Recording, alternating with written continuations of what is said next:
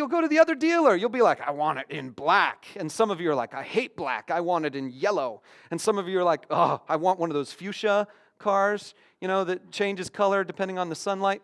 So yeah, we want this choice, right? We all want this choice. But then there's another type of choice. If you go a little deeper, what about the size of the engine, the type of the fuel, the bore of the cylinders? When I said bore of the cylinders, I think some of you, your heart raced a little bit and you're like, oh, dude, yeah. And then other people in this room are like, bore?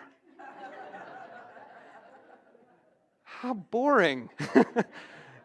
So that's a decision that some of you want to make and some of you don't want to make. If everyone had to make this decision, some of you in here would be like, whoa, I don't want to go to that dealer.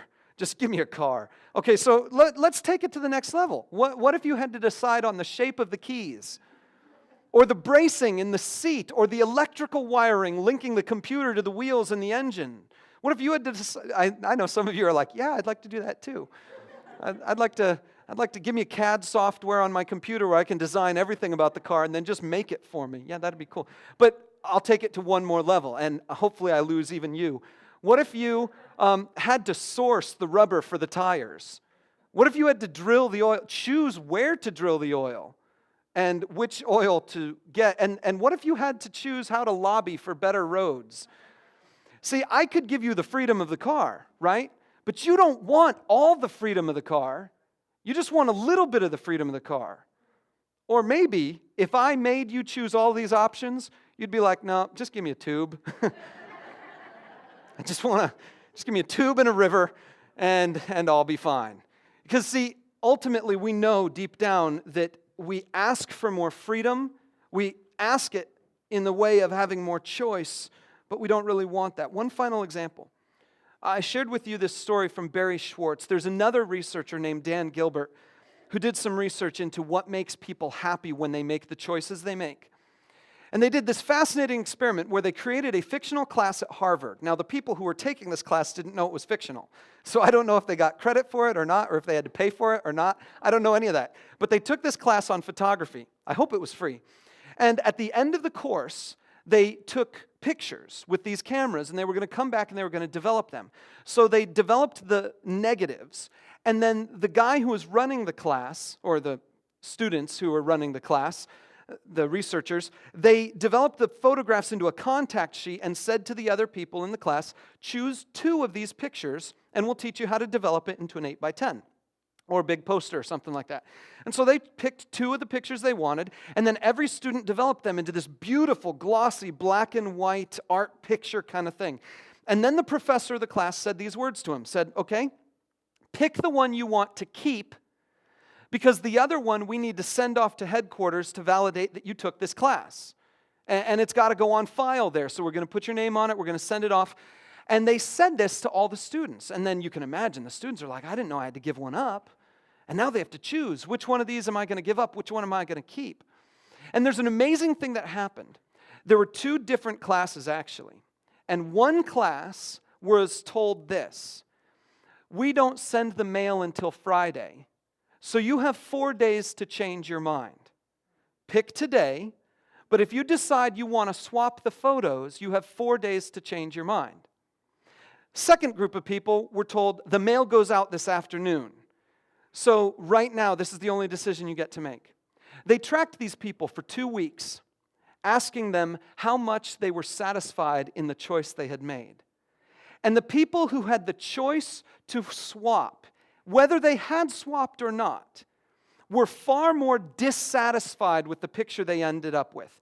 Every one of them was dissatisfied with the picture they had ended up with. The people over here, as each day went past, they got more and more satisfied with the picture they had chosen. Now, the only difference in the scenario is that these people were given multiple options and this person was not. And in the limits of this circumstance, these people over here, their enjoyment went up. And then they tricked it. At the very end of this whole thing, they did the entire experiment a second time. But the second time, they told students at the beginning of the class that there were 2 options. Either they could take the class where there'd be a 4-hour refusal period, or they could take the class where you have one chance. You make that decision, that's it. 60% of the students chose the class over here, chose the class that was guaranteed to produce dissatisfaction in their lives. Because we choose greater choice and end up finding ourselves in less satisfying positions. See, God has wired us in a particular way. He's wired us that when we are within the right boundaries, our joy keeps going up. But when we choose our own boundaries, we're always dissatisfied with them. And so Paul knew this from the very beginning. Total freedom is a myth. You can't have freedom to make every possible choice. Because if you break that fishbowl, you just die. That's just what it is. Total freedom is a myth. You wouldn't want total freedom, but Paul knows there's a secret. And before the psychologists figured this out, and before you and I figured this out, Paul knew it a long time ago.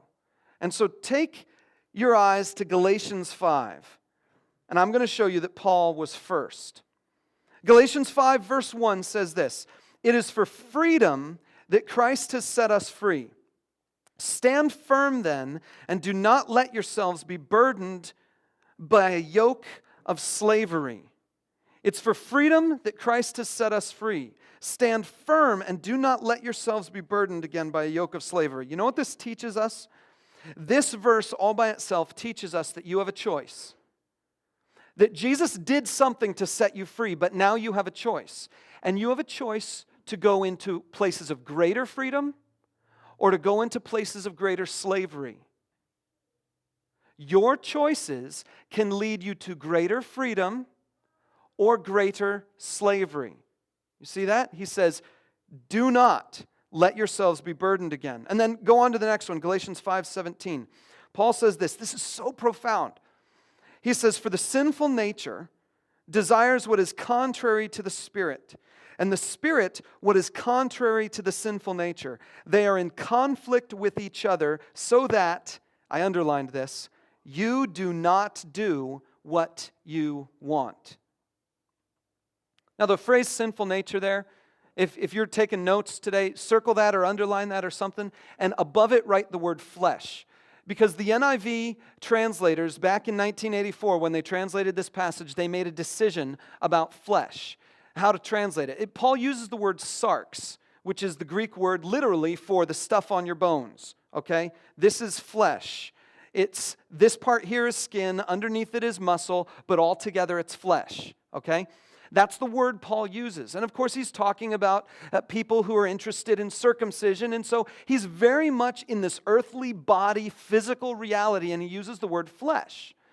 But every time Paul uses the word flesh throughout his writings, he means something more than just the stuff on your bones. He means something slightly more. I put a definition there at the bottom of your sheet. You can just see it. It's in that box. The flesh is the sum total of all the behaviors, thoughts, attitudes, and desires we've acquired through the experience of our brains and our bodies in the sinful world. So all the stuff that you experience in the context of the sinful world kind of by osmosis soaks into you. All the bad things you've done stick in your brain as memories and habits. All that stuff kind of soaks into you and it sticks in your flesh. That's Paul's thought. So it's not really that you have a sinful part of you and then you've got a good part of you, as if you have a sinful nature and then you have a holy nature. It's that you just have a body still. And until God completely cleans out your physical body of all the stuff that sin has done, there's going to be this lingering thing going on with you that Paul calls your flesh. In fact, the newer translation of the NIV, the newer version of it that was just released this year, just uses the word flesh. It doesn't even use that word sinful nature so as to avoid confusion. So here's the deal. Paul says, you don't do what you want. You can't do what you want. Freedom is impossible. Total freedom is a myth for you. So if you want true freedom, this is Paul's freedom principle. I'm going to give it to you now. We're going to unpack it over the next couple of minutes. To live in true freedom, here it is, reject the flesh and walk with God's Spirit. See, if I have two options, flesh or the Spirit, and I don't do what I want, what Paul is saying is you have one and only one choice. The freedom God gives you is exactly the same freedom He gave Adam and Eve. There's a whole world of freedom around there, and there's one choice to make. And your one choice for you is not, do I eat from the tree? Your one choice is, do I follow the flesh or do I follow the Spirit? You see that? Once you make that choice, everything else is set up for you. Once you make that one choice, the world of freedom opens up to you within those boundaries, within that fishbowl.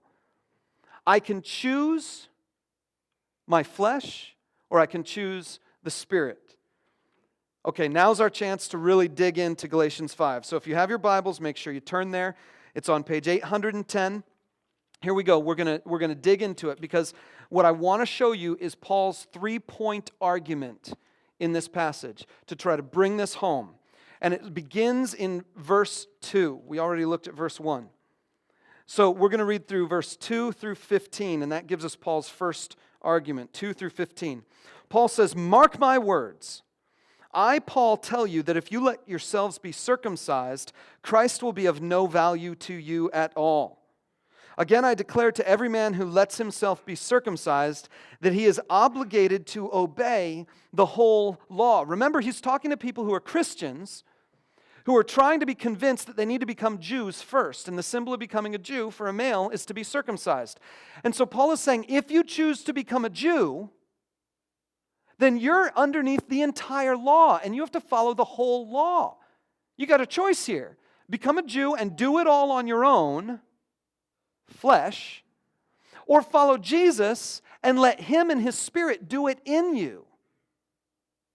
Circumcision is all about the flesh. Following the law is all about the flesh. It's just about you doing what you want to do. Okay, verse 4. He says, you who are trying to be justified by law have been alienated from Christ. You have fallen away from grace. That doesn't mean that grace is no longer an option for them. It means they have chosen to walk away from relying on God's grace. They've fallen away from a great blessing.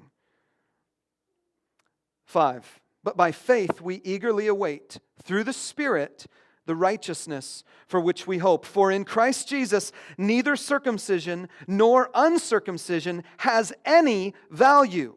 The only thing that counts is faith expressing itself through love. Circumcision and uncircumcision, what's going on in your flesh has no value. The only thing that counts is faith expressing itself through love. So here's the first point of Paul's argument. He says that freedom comes from a right faith